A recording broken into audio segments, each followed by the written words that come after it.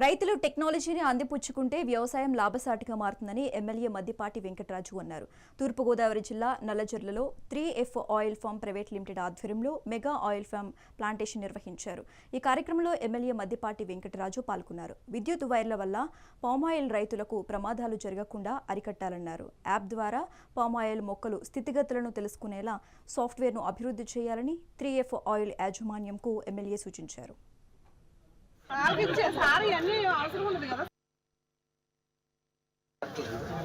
ఇది చేసిన తర్వాత 80 days సార్.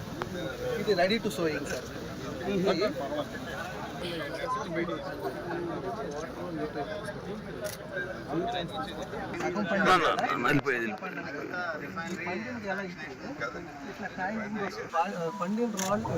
బాగా అభివృద్ధి చెందుతున్న దేశాలను తీసుకుంటే అతి చిన్న దేశమైన ఇజ్రాయెల్ చూసుకోండి.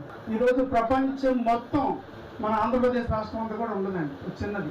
ప్రపంచం మొత్తానికి రావాలి. ఎందుకంటే టెక్నాలజీని వాడడం కానీ ఆ టెక్నాలజీని వ్యవసాయానికి అనుసంధానం చేయడం కానీ ఈ రోజుకి కూడా మనం 140 కోట్ల జనాభా ఉన్న అతిపెద్ద భారతదేశంలో కూడా చాలా చోట్ల ఇజ్రాయెల్ టెక్నాలజీ వాడతాం. అలాగే అమెరికా కావచ్చు, ఇలాగ అనేక చోట్ల చూస్తే ఎవరైతే సాగు చేస్తుంటారో సాగు చేయడం అనేది అక్కడ అత్యంత ధనవంతులుగా పరిగణిస్తారు. అంటే వాళ్ళకి వచ్చే లాభాలు కానీ రెవెన్యూ కానీ ఇన్కమ్ కానీ ఇవన్నీ కూడా హైలీ జనరేట్ అవుతుంది.